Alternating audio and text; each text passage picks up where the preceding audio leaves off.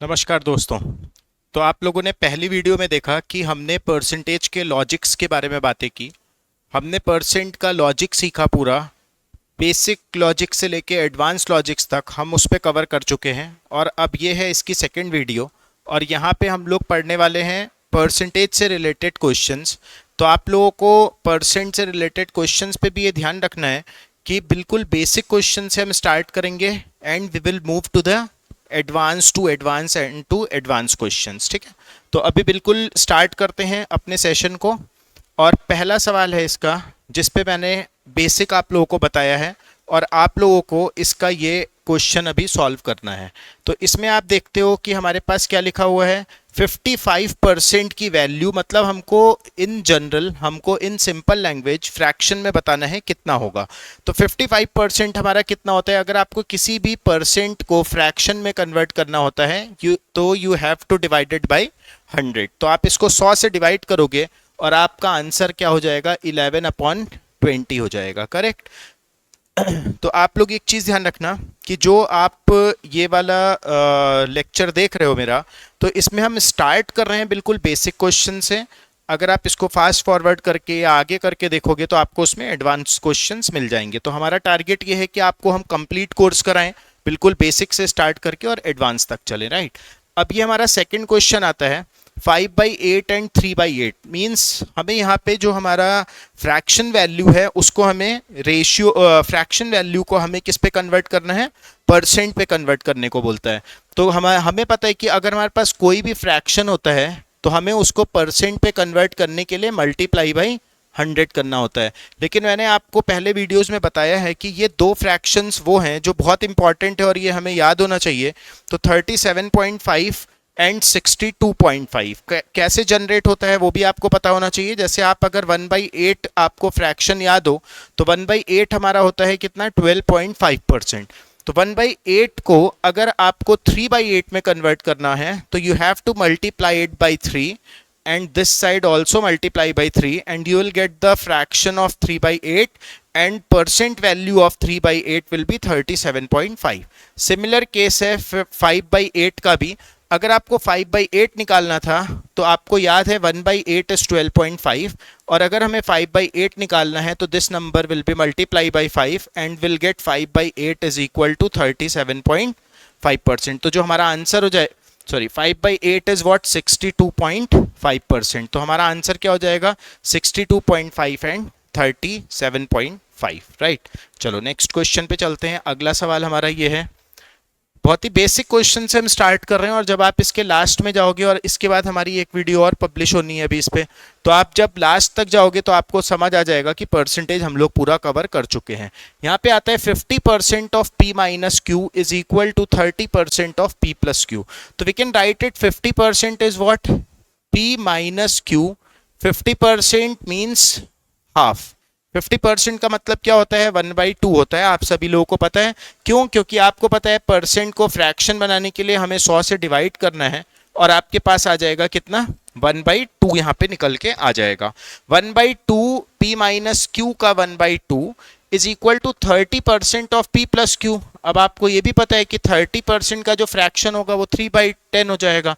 तो is equal to p plus Q का 30% को हम लिखेंगे 3/10। क्लियर?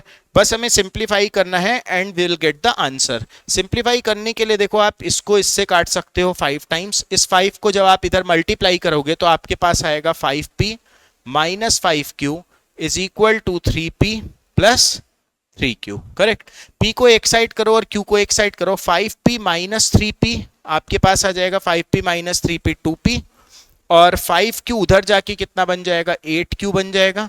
और आपकी फाइनल कैलकुलेशन हो जाएगी p upon q is equal to 8/2 और बनेगा आपके पास 4/1। और जो आंसर होगा इसका वो हमसे ये पूछता है कि q is x% of p, then find the value of x। q is x% of p मतलब q p का x% है।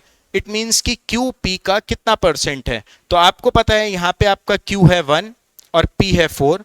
तो हमारा जो आंसर होगा वो क्या होगा, जो क्यू है वो इस पी का कितना परसेंट है। तो हम इसको ऐसा लिख सकते हैं कि जो 1 है वो इस 4 का कितना परसेंट है और हमारे पास आंसर आ जाएगा कितना 25%। तो ऑप्शन नंबर सेकंड जो होगा वो इस क्वेश्चन का हमारा करेक्ट आंसर है। आई गेस आप सभी लोगों को क्लियर होगा ये क्वेश्चन।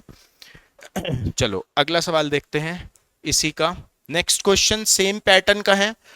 आप लोगों को क्या करना होगा कि वीडियो, आप भले वीडियो देख रहे हो बट आपको वीडियो को रोकना है और क्वेश्चन को खुद से अटेम्प्ट करना है, उसके बाद आपको सॉल्यूशन देखना है, तभी इन सब बेसिक चैप्टर्स का फायदा हमें मिल पाता है एग्जामिनेशन पॉइंट ऑफ व्यू से, राइट।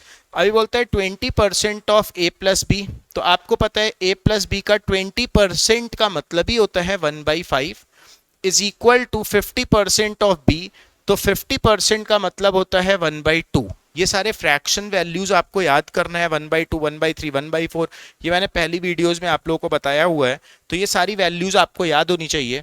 इसको बस आपको इधर शिफ्ट करना है, 2a plus 2b is equal to 5b, और हमारे पास जो फाइनल कैलकुलेशन आएगी वो आएगी 2a is equal to 3b।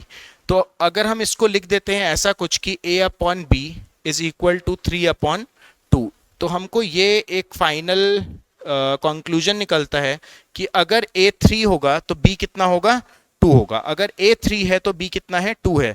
तो अब जो हमें निकालने को बोलता है, ये बोलता है, क्या बोला उसने, 2a minus B upon 2a plus B. तो इसके हिसाब से हम चलेंगे और 2a की वैल्यू को हम रखेंगे 3, माइनस b को रखेंगे 2, अपॉन 2a की वैल्यू को रखेंगे 3 और b को रखेंगे हम 2। तो 3 2 जा 6 माइनस 2 कितना बनेगा, 4, और 6 प्लस 2 कितना बनेगा, 8, और जो हमारा आंसर होगा वो हो जाएगा 1/2। Option number first is the correct answer of this question. I hope आप लोगों को क्लियर हुआ होगा। अगला सवाल देखते हैं, नेक्स्ट क्वेश्चन। नेक्स्ट क्वेश्चन हमारा बहुत ही आसान सा सवाल है। अगर आपने मेरे लॉजिक्स को पहले वाली वीडियो में देखा हो तो इसको हम 2-3 तरह से सॉल्व कर सकते हैं इस सवाल को। जैसे वो हमसे बोलता है what percent of decrease in salary would exactly cancel out 20% increase. अगर किसी की सैलरी 20% इंक्रीज हुई है और हमें उस इंक्रीमेंट को कैंसिल आउट करना है, तो हमें उस इंक्रीज सैलरी को कितना नीचे गिराना पड़ेगा। सवाल ऐसा कुछ बोलता है हमसे कि एक उसकी ओल्ड सैलरी है, इसमें हमें कुछ इंक्रीमेंट मिला और उसकी यहाँ पे कौन सी सैलरी आई, न्यू सैलरी आई। ओल्ड सैलरी में जो इंक्रीमेंट था वो कितने का था, 20% का इंक्रीमेंट था। बट फाइनली अब हमें ऐसा लगता है कि हमें इसको ये इंक्रीमेंट नहीं देना चाहिए और हमें इस इंक्रीमेंट को कैंसिल आउट करना है। तो वो ये बोलता है न्यू सैलरी को आप कितना डिक्रीज करो जिससे वो कहाँ पे पहुंच जाए, ओल्ड सैलरी पे पहुंच जाए। तो we can solve it by fraction values. 20% का अगर आप फ्रैक्शन निकालते हो तो यू विल गेट 1/5। अब आप एक चीज ध्यान रखना, अगर यहां से यहां जाने में 1/5 ज्यादा है तो यहां से यहां जाने में आपको 1/6 कम करना पड़ेगा। सॉल्यूशन इज दैट कि न्यूमरेटर को हम एज इट इज रखते हैं और डिनोमिनेटर को हम इस साइन के अकॉर्डिंग चेंज करते हैं। दूसरा रास्ता, जैसे 1/6 आया आपके पास, जैसे ये ज्यादा है तो आपने ज्यादा कर दिया, 1/6 हो गया। फॉर एग्जाम्पल अगर बोलता है कि जो बी है वो ए से 30% कम है और आपको निकालना है ए बी से कितना ज्यादा है, तो हम इसको कैसे करेंगे। 30% का आप निकालोगे फ्रैक्शन, 3/10 कम है तो कितना ज्यादा होगा। Numerator should be as it is and denominator will be change according to this sign, according to the given sign, according to the above sign, not this sign. ये साइन तो अभी आपने लगाया नहीं है ना, इसके हिसाब से। तो डिनोमिनेटर को आपको कम करना पड़ेगा। 10 - 3 इज व्हाट, 7, 3/7 ज्यादा होगा। सेम क्वेश्चन यहाँ पे भी था, अगर इधर से इधर जाने के लिए आपको 1/5 ज्यादा करना है तो इधर से इधर जाने के लिए numerator will be same and denominator will be change according to this sign. ज्यादा करना है तो ज्यादा करोगे, 5 + 1 6 हो जाएगा। यहाँ पे कम करना था तो कम कैसे करोगे, 10 - 3 7 हो जाएगा। तो आंसर विल बी 1/6 और 1/6 का फ्रैक्शन वैल्यू का आपको परसेंट पता है, 16 2/3% will be the correct answer, right. दूसरा ऑप्शन करने का इसको ये था कि आप ओल्ड सैलरी को लो 5, मैंने बताया था पहले वीडियो में, जो डिनोमिनेटर होता है इसी को आप मान लो ओरिजिनल वैल्यू, और एक बढ़ के ये कितना हो जाएगा, ये हो जाएगा 6। ये 5 था, एक बढ़ के 6 हो जाएगा। अब आपको ये निकालना है 6 को 5 बनाने के लिए आपने कितना परसेंट कम करा, how much percent decrease, difference आएगा ऊपर, और अगर आपको कम निकालना है तो नीचे आती है ज्यादा वैल्यू और into 100, answer will be the same 16/2/3%। दोनों तरीके हैं सवाल को करने के, जिससे आपको लगता है आप उस तरह से इस सवाल को सॉल्व कर सकते हो। करेक्ट। चलो अगला सवाल देखते हैं। नेक्स्ट क्वेश्चन है ये, बहुत ध्यान से आपको पढ़ना है। Everybody of you can answer this question. बहुत ही बेसिक से हम लोग स्टार्ट कर रहे हैं और ये सेशन हमारा बेसिक क्वेश्चंस पे है। जो भी नॉन मैथ्स बैकग्राउंड के लिए हैं वो पहले वाले वीडियो देखना, तब उसके बाद आप इसको देखोगे तभी आपको ये चीज़ें क्लियर होगी, क्योंकि विदाउट बेसिक्स और विदाउट लॉजिक्स अगर हम क्वेश्चन को कर रहे हैं तो हमें बिल्कुल समझ नहीं आएगा कि क्या चल रहा है यहाँ पे। अभी ये देखिए, when 60% of a number is subtracted from another number, तो हमने एक नंबर को a लिया, मतलब 60% of a number, let's say हमने फर्स्ट नंबर को बोला a एंड अनदर नंबर जो बोलता है वो अनदर नंबर को हमने बोला व्हाट, b। क्या बोलता है सवाल में कि 60% ऑफ अ नंबर, मतलब a का 60% सीधा आप ऐसे निकालो, a का 60% is subtracted from another number. When 60% of a number, a के 60% को अगर आप अनदर नंबर में से माइनस करते हो, when 60% of a number is subtracted from another number, then the second number reduces to its 52%। second number कौन सा होगा, ये first number है, another number will be the second number। तो जो ये second number है, अगर आप इस second number में से इस वाले number को माइनस करते हो तो second number जो बचता है वो अपनी वैल्यू का 52% वहां पे बच जाता है, b का 52%। ये होगा, यहां से सॉल्व करना है और आपको निकालना है a और b का रेशियो कितना बन जाएगा। तो ये हो जाएगा 100, b को इधर लाते हैं, b minus 52 b by 100 is equal to 60 a by 100, right. इसको करेंगे तो will get 100 minus 52 48 b by 100 is equal to 60 a by 100, correct. और यहां से जो हमारी फाइनल कैलकुलेशन बन जाएगी, 12 से करते हैं इसको, 12 4 जा एंड 12 5 जा, will get the answer a upon b is equal to 4 upon 5। हमें रेशियो ही निकालने को बोलता है सवाल में कि find the ratio of the first number to the second number, means a upon b is equal to 4 upon 5 and the correct answer will be option number b। Option number 4 जो होगा वो हमारा करेक्ट आंसर होगा, ठीक है। चलो अगला सवाल देखते हैं। नेक्स्ट क्वेश्चन ये है, ध्यान से आप लोगों को पढ़ना है, वीडियो को रोकना है और एक बार खुद से उसको ट्राई करना है, ठीक है। देखो इस सवाल में क्या बोला गया है, इस क्वेश्चन में बोला गया कि in a college 40% of the student were allotted group A, मतलब जो भी उस कॉलेज की टोटल पॉपुलेशन है, यहाँ पे हमने मान लिया कि टोटल अगर हम 100 ले लेते हैं, 100 हमने क्या मान लिया, टोटल हमने ले लिया कि टोटल पॉपुलेशन जो है उस कॉलेज की वो कितनी निकल के आई है, वो आई है 100। तो अगर टोटल पॉपुलेशन 100 है, 40% of the student will allotted group ए, तो इस 100 का जो ग्रुप ए पे जाएगा वो जाएगा 40%, मतलब 100 का 40% 40 हो जाएगा। ग्रुप ए के पास कितना गया, 40 गया, करेक्ट। अब बोलते हैं 75% ऑफ द रिमेनिंग, 100 में से 40 यहाँ पे आ गया, तो आप बता सकते हो कि जो रिमेनिंग बचा होगा वो 60 बचा होगा। इस 60 का जो 75% होगा, 75% का फ्रैक्शन क्या होता है, 3/4 होता है।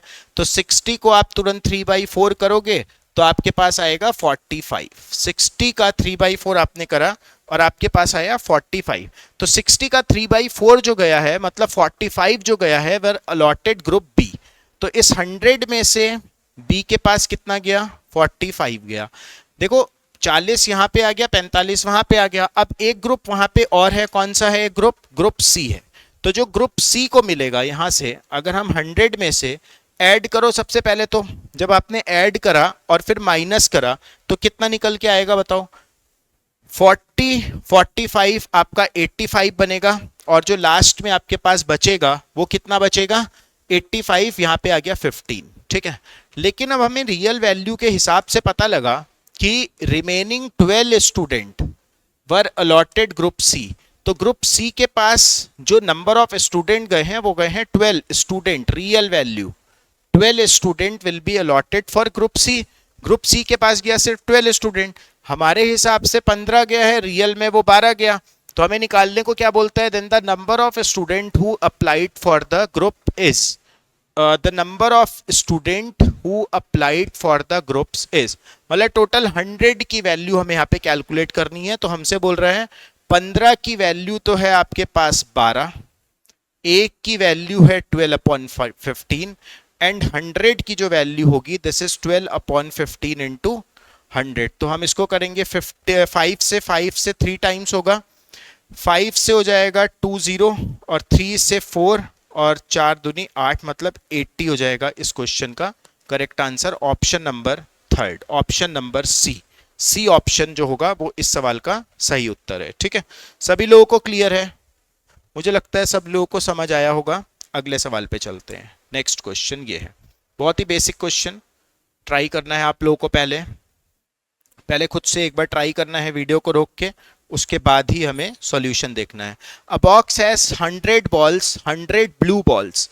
देखो पहले हम लिखते हैं कि ब्लू बॉल्स कितना है। आपको मैथ्स करने का सबसे अच्छा तरीका जो है बिगिनर्स के लिए वो क्या होता है कि आप कितने जल्दी अपने डेटा को यहाँ पे अरेंज कर पा रहे हो। जितने जल्दी आप अपने डेटा को अरेंज करोगे उतने जल्दी आप क्वेश्चन को सॉल्व कर पाओगे। Arrangement of data is very important, सबसे ज्यादा इंपॉर्टेंट चीज है अपने डेटा को अरेंज करना, कि आप किस तरह से अपने डेटा को, अपने क्वेश्चन के डेटा को आप लोग अरेंज कर पा रहे हो, राइट। तो अभी देखते हैं इसमें, अ box has 100 blue balls, blue हमने लिख दिया 100। रेड बॉल्स अगर आपको लिखना हुआ अरेंज करते टाइम तो आप लिखोगे 50। फिर बोलता है ब्लैक बॉल अगर आपको लिखना हुआ अरेंज करते टाइम तो आप कितना लिखोगे, ब्लैक बॉल 50। और टोटल अगर मैं बोलूं इस बॉक्स में तो आप बता सकते हो कि टोटल बॉल्स कितनी होगी, तो आपका आंसर होगा सर 200 होगा। ठीक है, क्लियर है इतनी बात। अब जैसे जैसे वो बोल रहा है वैसे वैसे हम यहाँ पे चेंजेस को अप्लाई करेंगे। पहला चेंज हमसे क्या बोलता है, 25% of the blue balls and 50% of the red balls are taken out. 25% of the blue balls, इसका 25%, इसका 25% मतलब 25 यहां से निकल गया। ठीक है, and 50% of the red balls, इसका 50% का मतलब क्या होगा, इसका आधा 25 बॉल यहां से निकल गई। ठीक है, तो अब हम बता सकते हैं कि हमारे पास जो अब नया बॉक्स बना उस नए बॉक्स में ब्लू बॉल कितनी बची, तो ब्लू बॉल बची 75, करेक्ट। रेड बॉल कितनी बची, रेड बॉल बची 50 माइनस 25, 25 बची। और ब्लैक बॉल में हमने कोई छेड़खानी नहीं की है तो ब्लैक बॉल अभी भी हमारे पास 50 रहेगी। ठीक, तो अब हमारा जो टोटल जो बॉक्स हमारा 200 था, अब वो टोटल बॉक्स कितना बन गया है, वो बन गया है 150। और हमसे क्या पूछता है, percentage of black ball at present. Black ball का परसेंटेज क्या होगा, मतलब ब्लैक बॉल कितनी है यहाँ पे 50 का परसेंट हमें निकालना है टोटल के साथ, 150 के साथ कितना परसेंट बनाएगी, तो यूल गेट 1/3 इंटू 100, और 1/3 आप सभी लोगों को पता है 33.33% होता है, राइट। चलो अगला सवाल देखते हैं, नेक्स्ट क्वेश्चन। नेक्स्ट क्वेश्चन हमारा है इलेक्शन का। इलेक्शन पे क्वेश्चंस सभी एग्जाम्स में बहुत पूछा जा रहा है, तो इलेक्शन पे हमारा जो बेसिक क्वेश्चन है वो ये वाला है। इसको आप लोग ध्यान से एक बार पढ़ेंगे, एक बार वीडियो को रोकेंगे, खुद से ट्राई करेंगे, उसके बाद इसका सॉल्यूशन देखेंगे। In an election between two candidate A and B, दो ही कैंडिडेट वहां पे हैं, एक ए है और दूसरा कौन सा है, बी है। दो कैंडिडेट में ए के पास आया 55% of the total valid votes. तो अगर हम ऐसा बोलते हैं, देखो क्या होता है कि टोटल वोट्स क्या होता है, टोटल वोट्स वो होता है जो काउंटिंग मतलब जैसे जब जनगणना हो रही थी उस समय जो टोटल पर्सन उस एरिया के निकल के आए, that is called total votes. अब होता है कि कितने लोगों ने वोट दिया, that is called polled vote. कितने वोट पोलिंग हुई उसको हम बोलते हैं polled vote. Out of that polled vote कितने क्या बोलते हैं उसको, कितने वैलिड हैं और कितने इनवैलिड हैं। तो इनवैलिड वाले वोट्स, नाम से ही पता लग रहा है दिस इज इनवैलिड, तो इनवैलिड वाले वोट कभी भी रिजल्ट में काउंट नहीं होते हैं। सभी लोगों को क्लियर है। सबसे पहली चीज क्या है, टोटल वोट्स। टोटल वोट्स मतलब जनगणना के टाइम कितने वहां पे उस एरिया के पर्सन थे। सेकंड क्या आता है, वोट पोल्ड, कितने लोग वोट देने गए। तीसरा क्या होता है आपका, वैलिड वोट्स, जितने लोगों ने वोट दिया उसमें से कितने वैलिड हैं और कितने इनवैलिड हैं। करेक्ट। अभी यहाँ पे देखते हैं, क्वेश्चन को पढ़ेंगे, बिल्कुल इसी सीक्वेंस में हमारा आंसर निकल जाएगा। वो बोलते हैं कि in an election between two candidate A and B, A got 55% of the total valid vote. Valid votes का 55% ए के पास गया है। तो हम पहले यहाँ पे लिखते हैं, जो भी हमारा वैलिड वोट्स आएगा उस वैलिड वोट का अगर आप 55% निकालोगे तो ए का वोट आएगा। तो दो ही कैंडिडेट हैं, तो उस वैलिड वोट का अगर आप 45% निकालोगे तो आपके पास किसका वोट आ जाएगा? बी का वोट आ जाएगा। राइट। अब हमसे क्या बोलता है कि 20% of the votes polled were invalid, मतलब जो टोटल वोट था, आपको क्या करना होगा, अब क्वेश्चन हमें समझ आया कि हमें प्रोसीड कैसे करना है। जो टोटल वहां पे वोट था उसको हमने मान लिया 100, उसको अगर हम 100 मान लेते हैं तो यहां से 20% तो इनवैलिड हो गया। ठीक है, इनवैलिड वोट्स हो गया 20। तो आप बता सकते हो वैलिड वोट्स कितना आएगा? वैलिड वोट्स आप बोलोगे कि सर वैलिड वोट्स जो होगा वो 80 होगा। करेक्ट। वैलिड वोट्स अगर हमारे पास 80 आ चुका है तो अब वो हमसे क्या बोल रहा है करने के लिए, अगर वैलिड वोट्स हमारा 80 है तो बोलता है इस 80 का 55% जो है वो किसके पास है? वो है ए के पास। 80 का 55% वोट है ए के पास। तो आप 80 का 55% अगर निकालोगे, 50% 40 होगा और 5% 4 होगा, तो 55% हो जाएगा 44। 80 का 55% ए के पास है और 80 का 45% किसके पास है? बी के पास है। 45 आप कैसे निकालोगे? 50 माइनस 5, 50% क्या होगा? 50% होगा 40 और 5% 4, कितना आ गया? 36 आ गया, जो कि बी के पास है। करेक्ट।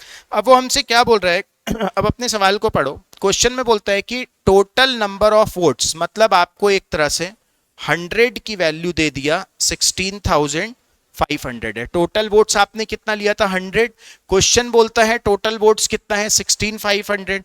तो हमें निकालना क्या है? Find the number of valid votes in favour of B. तो इन फेवर ऑफ बी जो वैलिड वोट्स आता है वो आता है 36। मतलब 100 की वैल्यू आपको दी है और आपको 36 की वैल्यू यहाँ पे निकालनी है। 16,500 अपॉन 100 इंटू 36। तो ये 2 0 कैंसिल होगा। आंसर हमारा हो जाएगा 165 इंटू 36 को अगर हम ब्रेक कर लेते हैं 36 को हमने क्या ब्रेक करा? 3 इंटू 12 में हमने 36 को ब्रेक कर दिया। और 3 इंटू 12 का जो मतलब होता है हमारा, पहले आप इसको कर दो 3 से मल्टीप्लाई। तो अगर आप इसको 3 से मल्टीप्लाई करते हो तो ये बन जाएगा आपका 495 को अब आप कर दो 12 से मल्टीप्लाई। 495 को अगर आप 12 से मल्टीप्लाई करोगे तो आपके पास आ जाएगा 12 पंजे 60 0। ठीक है, और ये आएगा 4 और 9 और 5। तो आंसर क्या होगा हमारा? 5940 जो होगा वो हमारा इस सवाल का सही उत्तर होगा। 5940। यहाँ पे देखते हैं ऑप्शन नंबर 3 हमारा करेक्ट आंसर है, 5940। ठीक है, सब लोगों को समझ आया होगा। देखो मैंने 100 लेके इसलिए कराया क्योंकि यहाँ पे आप इस नंबर से भी प्रोसीड कर सकते थे, इसको लेते आप यहाँ पे और स्टार्ट कर लेते, लेकिन 100 को मैंने इसलिए कराया, हो सकता है ये नंबर ये ना देख के वो हमसे ये बोल देता कि इन फेवर ऑफ बी जो वोट है वो हमारे पास 5940 है, तो बताओ वहां पे टोटल वोट कितना था। तो ऐसा भी क्वेश्चन आ सकता है हमारे पास। इसलिए हम लोग जनरली क्या करते हैं, क्वेश्चन को रियल वैल्यू से स्टार्ट ना करके पहले हम परसेंट और रेशियो पे फॉर्म में उसको अरेंज करने का ट्राई करते हैं। ठीक है, चलो अगला सवाल देखते हैं। नेक्स्ट क्वेश्चन है हमारा ये, बहुत ही कॉमन क्वेश्चन है, एक बार ध्यान से आप लोगों को पढ़ना है। बहुत ही बेसिक क्वेश्चन, बहुत कॉमन क्वेश्चन, आप लोग इसको सॉल्व कर सकते हो। ठीक है, जैसे अगर आप पहला इसमें देखते हो कि numerator of a fraction is increase by 20% and denominator is decrease by 20%। देखो जो न्यूमरेटर पहले n था और डिनोमिनेटर पहले d था, तो अगर वो 20% न्यूमरेटर बढ़ गया तो अब वो हो गया 120, और डिनोमिनेटर अगर 20% कम हो गया तो अब वो कितना हो गया? 80 हो गया। ये हो गया नया फ्रैक्शन। तो नए फ्रैक्शन की वैल्यू हमको दी हुई है 4/5 है, और पुराने फ्रैक्शन की वैल्यू हमसे वो पूछ रहा है। मतलब हमें सिर्फ n/d निकालना है, तो हमको सिर्फ ये करना था कि 4/5 इंटू 80 एंड अपॉन 120। तो ये हो गया 2, ये हो गया 3 एंड 4 2 जा 8/15। ओरिजिनल फ्रैक्शन जो होगा ऑप्शन नंबर सेकंड इस सवाल का करेक्ट उत्तर है। ठीक है, चलो अगला सवाल देखते हैं। नेक्स्ट नेक्स्ट क्वेश्चन आता है हमारा वेन डायग्राम से। वेन डायग्राम के क्वेश्चंस को आपको किस तरह से सॉल्व करना है, देखिए इस वाले सवाल से क्लियर हो जाएगा। बोलता है इन an examination 80% candidate passed in English. तो अगर आप ऐसा लेते हो, आपने लिया कि भैया टोटल कैंडिडेट को आपने ले लिया कितना, 100 ले लिया। 80% candidate passed in English, 85% passed in mathematics and 75% passed in both English and mathematics. 75% दोनों में पास हो रहे हैं। कभी भी अगर ऐसा कोई भी डेटा आपके पास आता है जिसमें कुछ उनका इंडिविजुअल सेक्शन भी है और कुछ उनका कॉमन सेक्शन भी है, तो वहां पे हम लोग जनरली वेन डायग्राम का यूज करते हैं। जैसे यहाँ पे जो आप पासिंग कैंडिडेट है, कुछ वहां पे इंग्लिश में पास हो रहे हैं, कुछ वहां पे मैथमेटिक्स में पास हो रहे हैं, कुछ ऐसे हैं जो दोनों में पास हो रहे हैं। इट मींस उनका इंडिविजुअल सेक्शन भी निकलने वाला है और उनका कॉमन सेक्शन भी आने वाला है। तो we will use the Venn diagram to solve this question. हमने टोटल 100 ले लिया। Venn diagram is what? Venn diagram होता है डेटा को रिप्रेजेंट करने का सर्कुलर फॉर्म में एक अरेंजमेंट, उसी को हम बोलते हैं वेन डायग्राम। तो हमने देखा कि कुछ इंडिविजुअल सेक्शन दिखता है, कुछ कॉमन सेक्शन दिखता है, तो diagram should be like this. ये जो होगा उनका इंडिविजुअल पार्ट है, ये कॉमन पार्ट है, ये बीच वाला जो है वो कॉमन पार्ट है। तो अभी उसने बोला कि 80% कैंडिडेट पास, मतलब डायग्राम जो हम बना रहे हैं वो हम बना रहे हैं पासिंग कैंडिडेट पे, जो पास हो रहे हैं हम डायग्राम उस पे बना रहे हैं। 80% कैंडिडेट पास्ड इन इंग्लिश।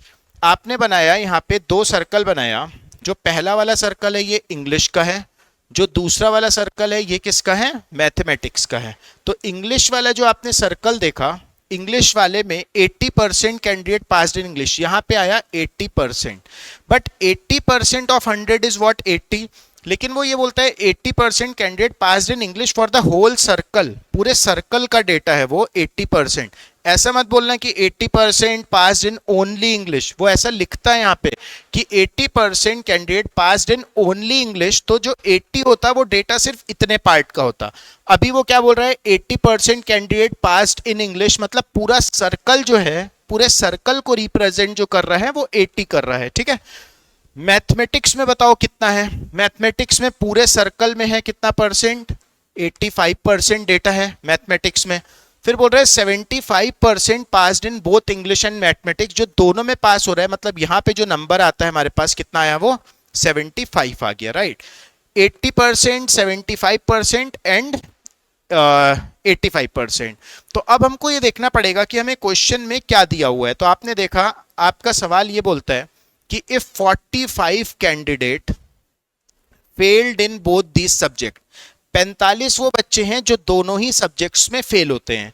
तो हमने ये देखा कि ये डायग्राम तो पास पे बन रहा है, और जो 45 है वो क्या है, 45 है फेल, 45 है फेल हो रहा है, जो कि दोनों सब्जेक्ट्स में 45 वो है।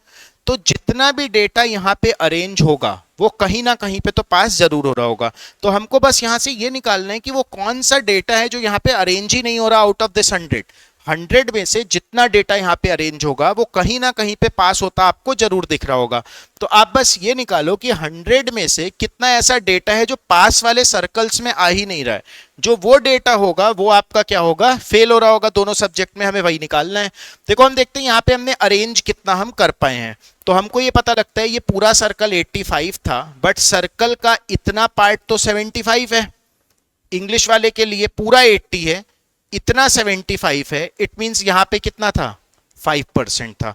तो हम ऐसा भी कर सकते हैं कि आप 80% पे सर्कल बनाओ, 85 पे भी सर्कल बनाओ, क्योंकि 80% जो है वो पूरे सर्कल को रिप्रेजेंट कर रहा है और 5% सिर्फ इधर वाले पार्ट को कर रहा है। 85 पूरे सर्कल को रिप्रेजेंट कर रहा है और 85 में से 75 यहां पे है, तो 10% इधर वाले पार्ट को रिप्रेजेंट कर रहा है। अब देखो, अगर मैं आपसे ये बोलूं कि 5% इधर वाले पार्ट का डेटा है, 10% इधर वाले पार्ट का डेटा है और 75% बीच वाले पार्ट का देता है, तो आप बोलोगे बिल्कुल करेक्ट बात है। 5% यहां पे आया, ठीक है, बीच वाले पार्ट में आया 75%, कहीं कोई ओवरलैप नहीं है, ये अपना है, ये अपना है और बीच वाला अपना है, प्लस 10%। तो यहां से इतने ही डेटा को हम इस वाले सर्कल में अरेंज कर पा रहे हैं। कितना डेटा आया बताओ? 75 प्लस 5 80 प्लस 10 90% डेटा ही हमारा इस वेन डायग्राम में अरेंज हो पाया, जो कि हमारा पास का था। तो अगर पास हमारे 90% कैंडिडेट हो रहे होंगे तो क्या आप बता सकते हो कि कितने परसेंट ऐसे कैंडिडेट होंगे जो कहीं पे भी पास नहीं होंगे? तो आपका आंसर होगा 100 में से 90 कहीं ना कहीं पे पास होते हैं, तो 10% कैंडिडेट वो होंगे जो कि कौन से होंगे? Fail in both the subject, जो कि दोनों सब्जेक्ट में फेल हो रहे होंगे। तो यहां से हमें पता लगा दोनों सब्जेक्ट में फेल होने वाला डेटा 45 है और यहां से 10% है, तो we can write it like this, 10% की वैल्यू 45 है and what we have to calculate is the number of candidate was 100% की वैल्यू निकालना है, तो you can say 450 will be the answer. 450 option number second होगा। This is the approach to solve Venn diagram questions, correct. चलो अभी अगला देखते हैं। नेक्स्ट क्वेश्चन ये सवाल कैट 2021 के स्लॉट में ये वाला सवाल इसी पैटर्न का पूछा गया था। एक बार आप लोग ध्यान से देखिए इसको। A student got 40% of the maximum marks and failed by 40 marks, correct? फिर बोलता है another student got 60% of the maximum marks and got 20 marks more than the pass marks. तो हमको निकालना है मैक्सिमम मार्क्स कितना होगा। कभी भी इस तरह का सवाल आए तो हमें पता है कोई भी अगर हम एग्जाम को अटेम्प्ट करते हैं तो किसी भी एग्जाम के लिए जो हमारा मैक्सिमम मार्क्स होता है वो हमेशा कितना होता है? 100 होता है। मैक्सिमम मार्क्स हमेशा 100% ही तो होगा, नंबर नहीं मतलब परसेंट। मैक्सिमम मार्क्स हमेशा किसी का 102% आया आज तक नहीं आया। सबका मैक्सिमम मार्क्स जो होता है वो कितना होता है? 100 होता है। तो दो कैंडिडेट का कंपैरिजन है, एक कैंडिडेट ए है और दूसरा कौन सा है? बी है। पहला candidate A and second candidate is B. Candidate A का जो आता है वो आता है 40% मार्क्स और वो फेल हो गया 40 मार्क्स से, तो हमने इसको 40 नंबर और दे दिया, तो ये कैंडिडेट क्या हो गया? पास हो गया। 40% आया था, 40 नंबर से फेल हो रहा था, तो हमने बोला कि हम इसको पास करा देते हैं, तो हमने इसको पास कराने के लिए 40 नंबर और दे दिया। बोलते हैं दूसरा कैंडिडेट लाता है 60% मार्क्स और वो पासिंग मार्क्स से 20 नंबर ज्यादा ले आता है, तो अगर हम इसके 20 नंबर को यहां से हटा देते हैं तो ये कैंडिडेट भी क्या होगा? पास होगा। मतलब ये दोनों पासिंग मार्क्स है। पहला वाला कैंडिडेट क्या था? 40 नंबर कम ला रहा था, हमने उसको 40 नंबर दिया, बोला तुम भी पास हो जाओ। दूसरा कैंडिडेट पासिंग मार्क्स से कितना नंबर ज्यादा ले आया? पासिंग मार्क्स से 20 नंबर ज्यादा ले आया, तो हमने उसके 20 नंबर को कट कर दिया और हमने बोला कि इसको भी हम पासिंग मार्क्स देते हैं। दो कैंडिडेट हैं, दोनों सेम एग्जाम को अटेम्प्ट कर रहे हैं, तो दोनों का पासिंग मार्क्स भी क्या होगा? सेम होगा। पासिंग मार्क्स भी दोनों इक्वल होगा, करेक्ट।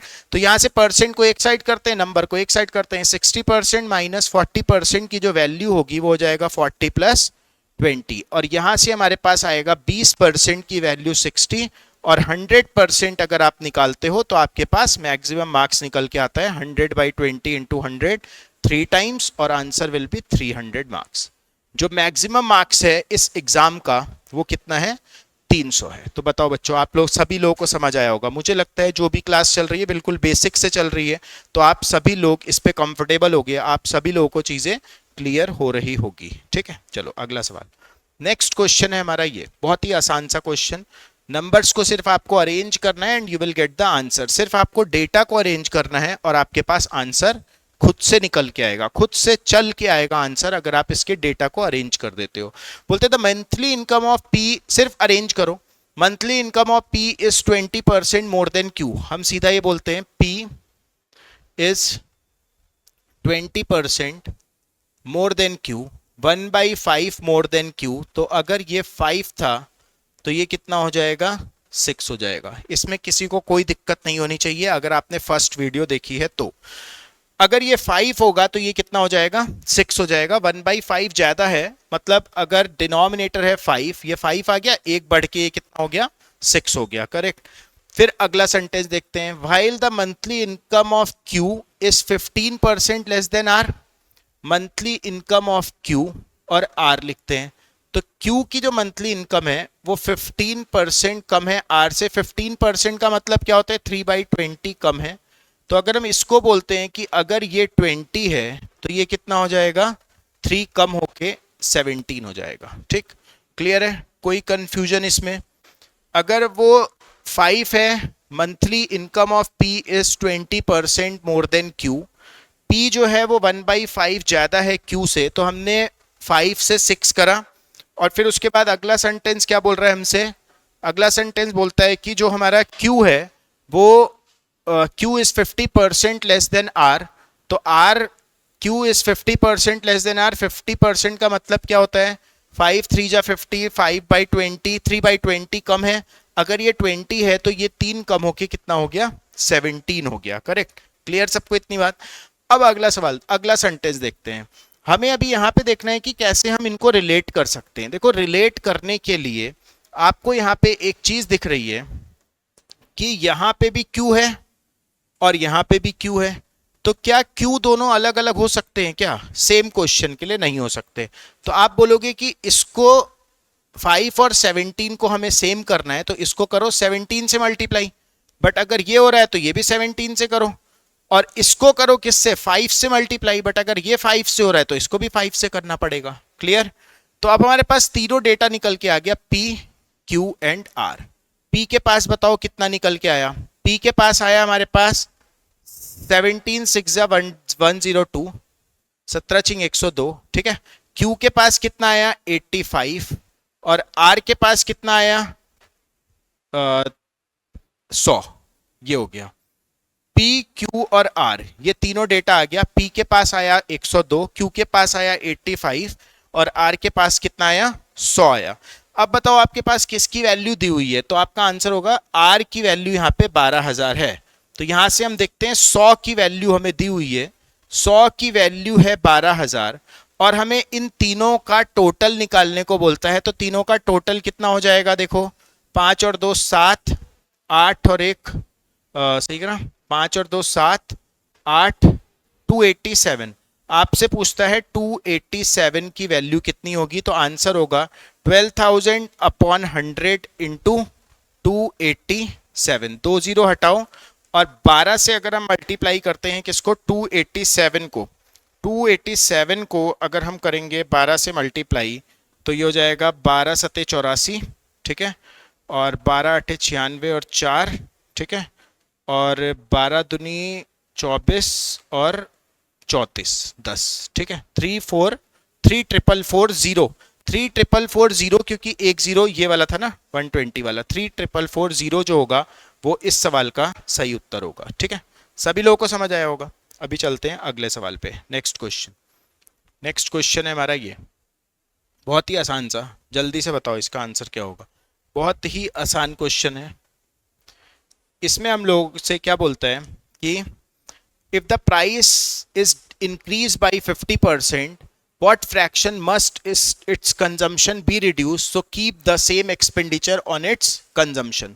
तो कभी भी प्राइस, एक्सपेंडिचर और कंजम्पशन का क्वेश्चन आया तो आपको ऐसे ही करना है कि जो एक्सपेंडिचर होता है वो होता है प्राइस इनटू कंजम्पशन।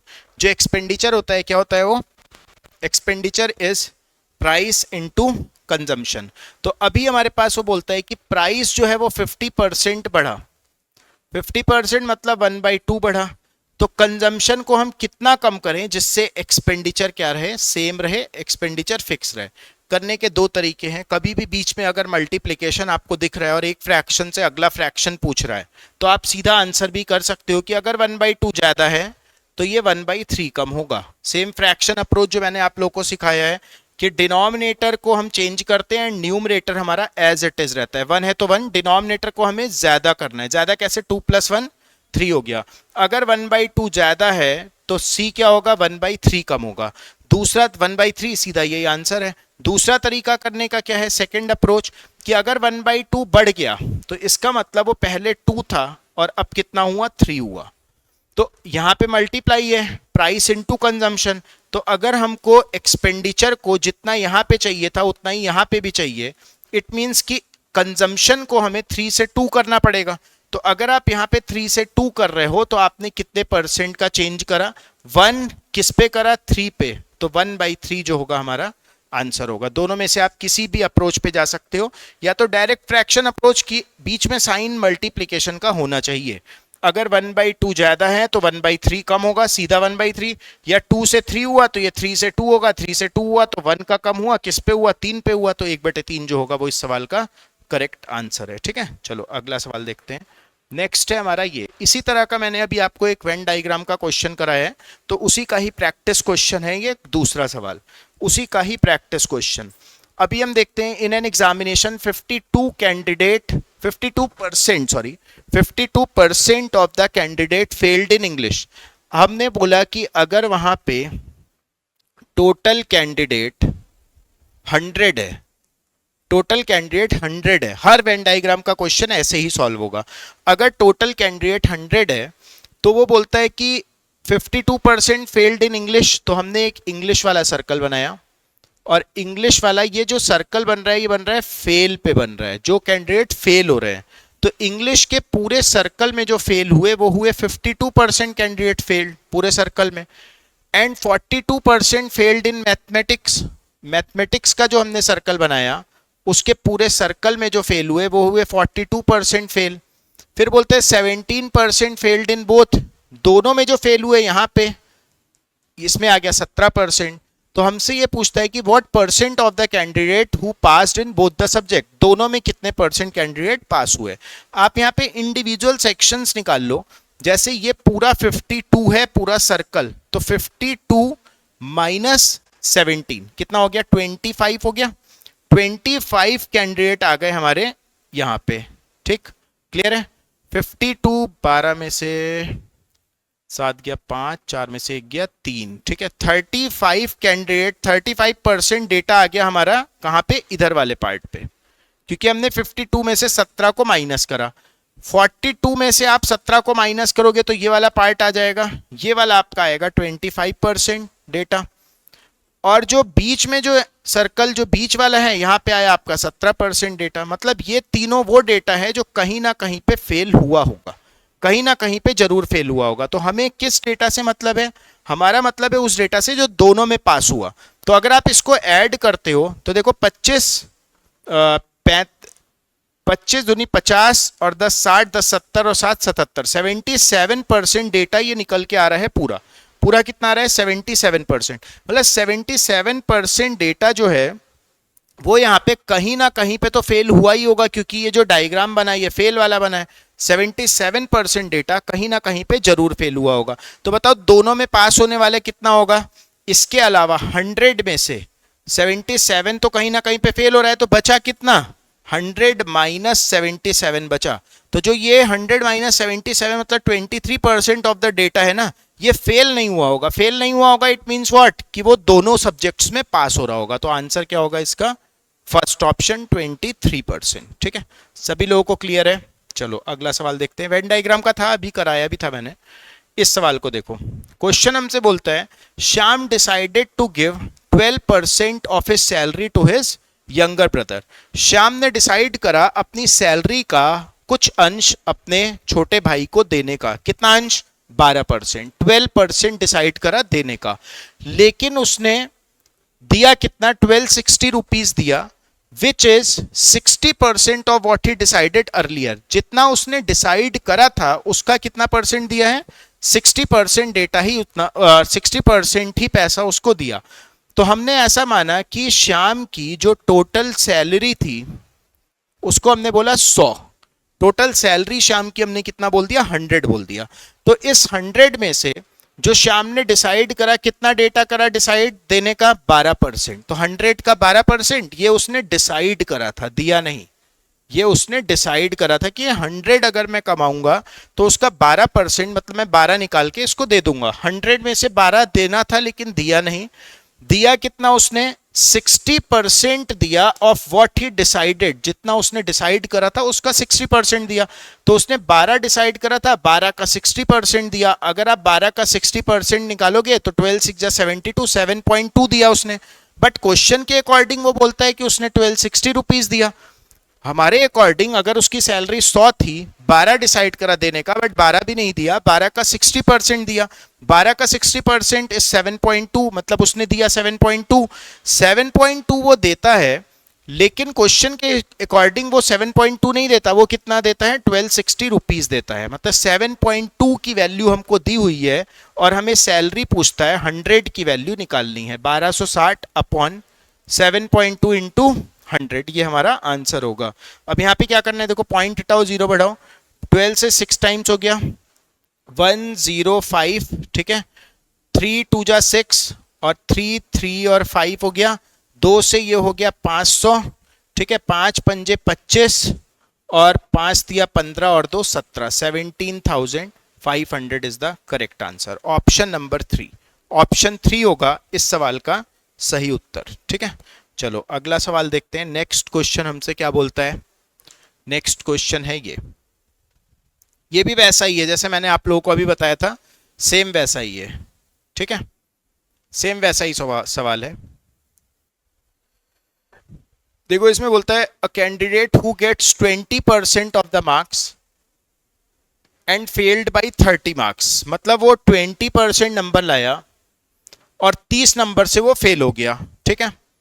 फिर वो बोलता है अगर वो 32% नंबर लाता है तो 42 नंबर ज्यादा ले आता है पासिंग मार्क्स से, 42 मार्क्स वो और ज्यादा ले आया पासिंग मार्क्स से। तो हमसे पूछता है कि पास परसेंट कितना होगा, ठीक है। क्या आप लोग इस सवाल को पढ़ के, ऐसा ही सवाल कैट में आया था, कैट 2021 के स्लॉट 3 में, क्या आप इसको पढ़ के ये बता सकते हो कि पास परसेंट जो होगा that will lie in between 20 and 32? क्या ये बात क्लियर हो रही है कि जो पास परसेंट होगा that pass percent will lie in between 20% and 32%, और 20 और 32 के बीच में एक ही आंसर है, उसी पे टिक कर देंगे 25%। बोलो एक नन ऑफ दीज भी है। अगर आप नन ऑफ दीज नहीं है तो आप डायरेक्टली टिक कर सकते हो, अगर नन ऑफ दीज है, एक चांस लेना चाहते हो तो आप 25 पे जा सकते हो। सॉल्व करने का मेथड क्या है वो भी देख लो, डायरेक्ट आंसर 25। अब यहाँ पे देखते हैं सॉल्व करने का अप्रोच हमारा। कोई एक कैंडिडेट, हमें पता है कि किसी भी एग्जाम का जो टोटल मार्क्स होता है वो हमेशा क्या होता है 100% होता है। दो कैंडिडेट का कंपैरिजन है, एक ए और दूसरा बी। तो जो ए कैंडिडेट है वो लाया 20% मार्क्स और कितने नंबर से वो फेल हुआ 30 नंबर से, तो पास होने के लिए हमने इसको 30 नंबर और दे दिया। जो कैंडिडेट दूसरा है वो लाया 32% नंबर और वो पासिंग मार्क्स से 42 मार्क्स ज्यादा ले आया, तो हम इसने 42 नंबर हमने काट दिया। ये दोनों पासिंग मार्क्स है, दोनों को इक्वेट कर दिया। 32 माइनस 20 कितना हो गया, 12% की वैल्यू 30 प्लस 42 72, और 100% की वैल्यू जो आएगा वो 72/12 इंटू 100, और 100% आ गया 600। मतलब जो टोटल मार्क्स था वो कितना था 600 था। हमको निकालना है पास परसेंटेज, तो आप यहां से निकाल लो पासिंग मार्क्स कितना होगा। पासिंग मार्क्स निकालने के लिए आप 600 का 20% निकालो और उसमें 30 ऐड कर दो। तो 600 का 20% होगा 120 और उसमें आप 30 ऐड करोगे तो आपके पास 150 मार्क्स आ जाएगा। 150 marks is the passing marks, ठीक है। पासिंग मार्क्स आ गया 150 और मैक्सिमम मार्क्स जो था, जितने नंबर का वो पेपर था वो कितना था 600। हमको निकालना है पास परसेंट कितना है। तो पास परसेंट निकालने के लिए जो आपका पासिंग मार्क्स है वो उस मैक्सिमम मार्क्स का कितना परसेंट है, तो 15 चौक 60 होता है और आंसर हो गया 25%, जिसको हमने 2 सेकंड में टिक करा था 25% पे, ठीक है। सभी लोगों को क्लियर है, समझ आई ये बात। चलो अगला देखते हैं नेक्स्ट क्वेश्चन क्या बोलता है। अगला सवाल हमसे क्या बोल रहा है ये देखो। The price of an article is increased by 20% and then increased by 25% and the latest price is decreased by 10%। कई तरीके हैं, 100 लेके सॉल्व कर लो। पहले 100 था, पहले is increased by, अब हो गया 120, ठीक है।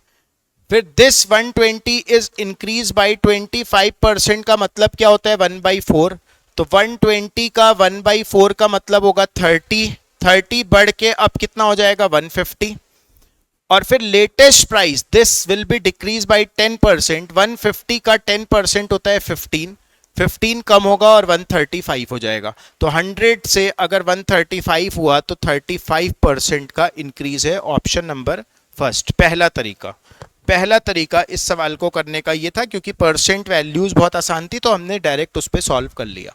दूसरा तरीका क्या है, सक्सेसिव लगा दो। Successive x plus Y plus X Y upon 100। पहला और दूसरा 20 और 25 का सक्सेसिव लगाओ, 20 प्लस 25 प्लस 20 इंटू 25 अपॉन 100। तो 25 4 5 50% आ गया। अब 50 और 10 का सक्सेसिव लगा दो, 50 बढ़ रहा है 10 कम हो रहा है, -50 इंटू 10 अपॉन 100, 50 से 2 टाइम 2 पंजे 10 और 10 ये हो गया 40 -5 कितना आया 35%। वहां से भी आंसर, फ्रैक्शन से भी कर सकते हैं, आप लोगों ने किया भी है। This question can be solve by fraction, fraction से भी किया जा सकता है। तो अभी दो तरीके बताए हैं फ्रैक्शन से, आप लोग एक बार देखना कैसे हो सकता है, ठीक है। अगला ये है question, consumption, expenditure and price पे कभी भी कोई भी सवाल आप लोगों को दिखे तो आपको सीधा अप्लाई करना है, expenditure is equal to price into consumption. यहां पे हम देखते हैं the price of sugar in increase by, क्या लगाना है हमें, expenditure is equal to price into consumption, सीधा यही सवाल, expenditure is equal to price into consumption, right. बोलता है the price of sugar is increase by 20%, price 20% बढ़ा, मतलब 1/5 बढ़ा। Arrangement of data is important, कितने अच्छे से आप चीजों को अरेंज कर रहे हो वहां से चीजें क्लियर हो जाएगी। प्राइस 20% बढ़ा, इट मींस 1/5 बढ़ा। Consumption of sugar is reduce by 5 kg, consumption को हमने 5 किलो क्या करा, कम करा। प्राइस को 20% बढ़ाया और कंजम्पशन को हमने 5 किलो कम कर दिया, राइट। अब वो हमसे बोलता है so that the expenditure remain same, expenditure को उसने कर दिया फिक्स, एक्सपेंडिचर को फिक्स कर दिया। तो हम ऐसा बोल सकते हैं कि प्राइस 5 से 6 हुआ, इसमें किसी को कोई दिक्कत नहीं होनी चाहिए। तो कंजम्पशन कितना हो रहा होगा, कंजम्पशन 6 से 5 हो रहा होगा, तभी तो उसका एक्सपेंडिचर फिक्स हुआ। प्राइस हुआ 5 से 6, तो कंजम्पशन को हमें 6 से 5 करना पड़ेगा, तभी उसका एक्सपेंडिचर क्या रहेगा, फिक्स रहेगा, ठीक है। जैसे पहले भी 30 आ रहा था, लो जी अभी भी 30 आ गया, क्लियर, इतनी बात सबको समझ आया होगा।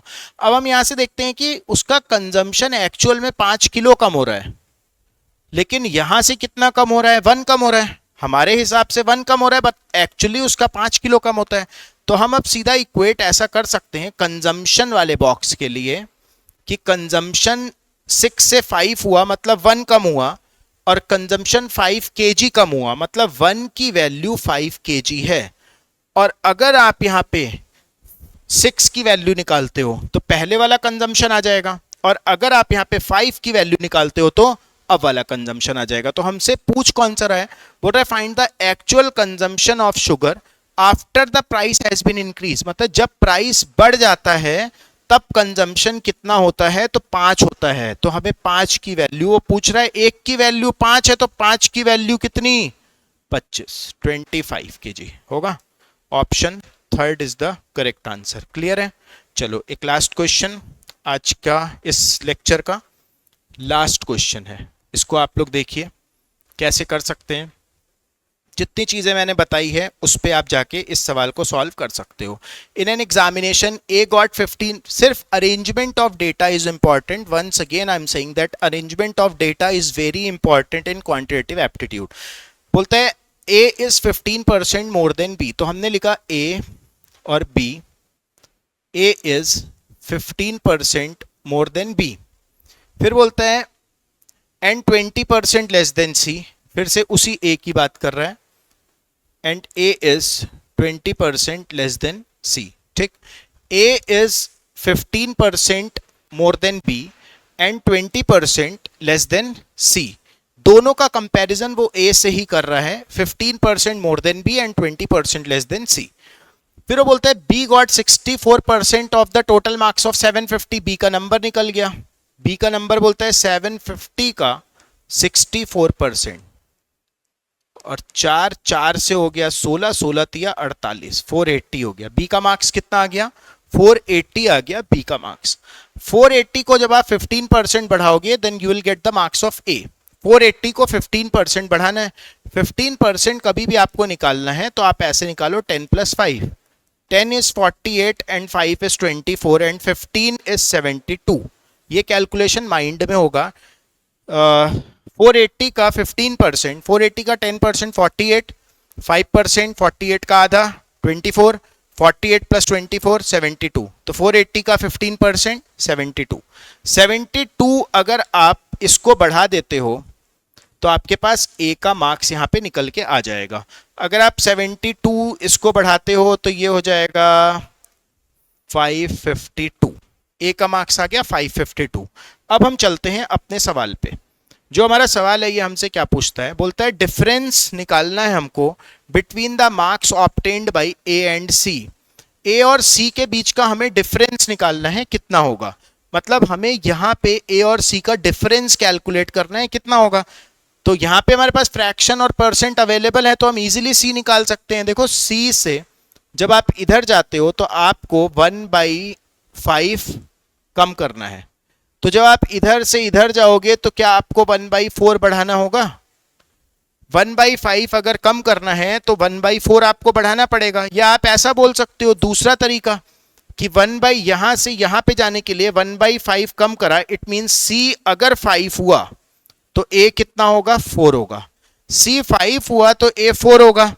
हमारे पास ए की वैल्यू दी हुई है, मतलब 4 की वैल्यू दी है 552 है, और हमसे सी नहीं पूछ रहा है, हमसे क्या पूछ रहा है, सी और ए का डिफरेंस पूछ रहा है।